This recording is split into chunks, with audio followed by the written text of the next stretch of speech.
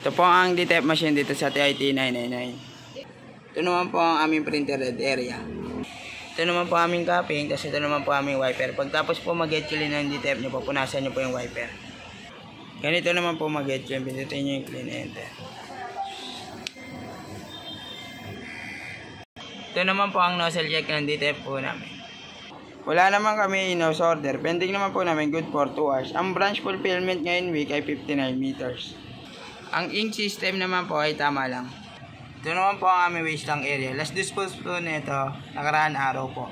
Ito naman po ang aming ABR, meron siyang 220 volt. Ito naman po ang aming ground wire, nakadikit po siya sa wall. Ito naman ang inyo sink namin, nakalagay sa basket ng maayos. Ito naman po ang aming DTF powder na stock. Ito naman po ang DTF ink. Tama lang po. At dito naman po ang DTF roll namin. Ito naman po ang consumable monitoring namin. Sa weight naman po, 3 po na gamit namin. Yellow, 1. Powder, 3. DTF film, 3. UV solution, 1. DTF cleaning solution, 1 rin po.